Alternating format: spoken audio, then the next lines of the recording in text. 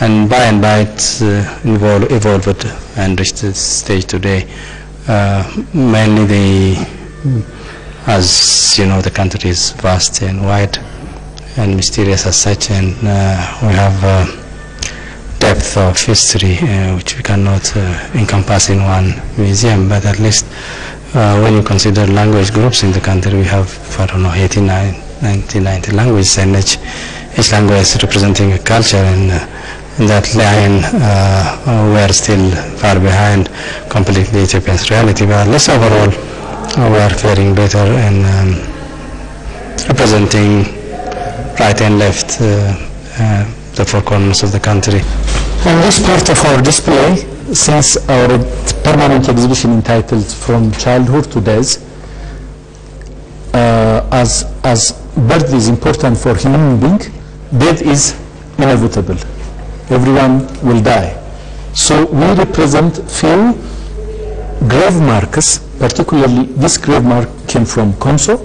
In Konso community, socially very important man, when he died, they will display his families, they will display himself, they portray. They carve this wood and portray, this is the man who died, but these are his families. Who also died? No, only he himself died, but they display the whole family, including the animal he hunt usually. And such kind of display, yes, kills. Exactly.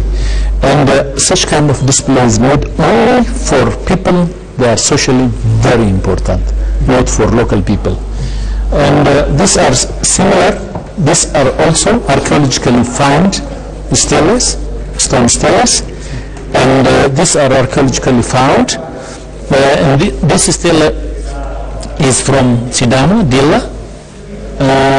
As you see, it has some plant motifs, and when archaeologists and paleoanthropologists and cultural anthropologists define this pattern as if the dead person is a farmer, using this one. Oh, these plant motifs, these symbols express that he is a farmer. Exactly. And this is, anthropologically we call it phallic, and this is a human organ, symbolized in human organ, and they show extended families, reproduction. Oh, okay. And in this part of Ethiopia, particularly in this part of Ethiopia, Shashamani, Arusinagale, people are buried like this, and these are there are many symbols: man, cattle horn, lion, cheetah, etc. But only seeing this, we understand that a dead person might be a teacher because he is reading a book. And this symbolizes this guy, he was having plenty of cattle, represented by horn. And also, when I see this lion and bull, how he was brave during his lifetime. And these are a mirror of the society. If you want to see, if you want to understand the spiritual life of that community, you will see and understand.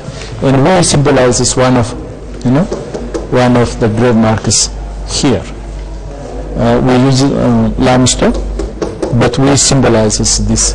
And the challenges of these burials are now, in Ethiopian proper, the religious landscape is changing from time to time. So some religious aspect, they prohibited to put any symbol on the grave. So this part of knowledge is vanishing. So there is an urgent need to document such ancient burials.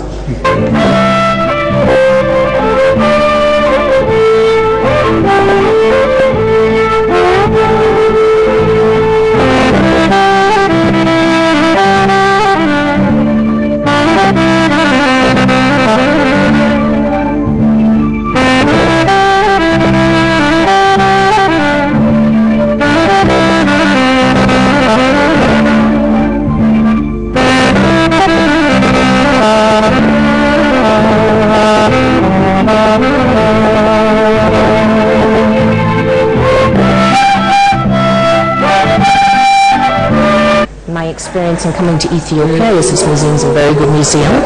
Ethnographically, it explains the country very well, the different regions, the different parts of the culture, which for clients coming from North America really enjoy because they get a chance to see as much about the country very quickly and very easily. Well, it's good to see this museum to give you just an introduction to what we can expect. And I think that this country is so complex ethnically that this will help us, I think, to understand the different ethnic setup of the country.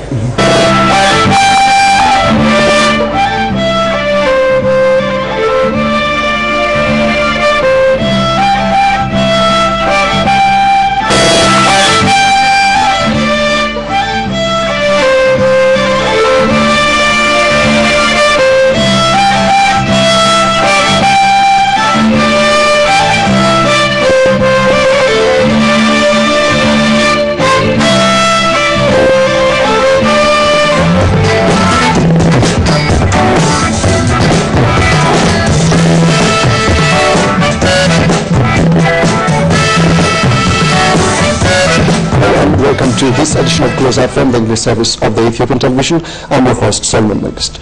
In this edition, as usual, we'll take a closer look at two items. Moving into the first one, Gadspo or Chowbit in After zone of the Somali region is glowing with solar energy. It has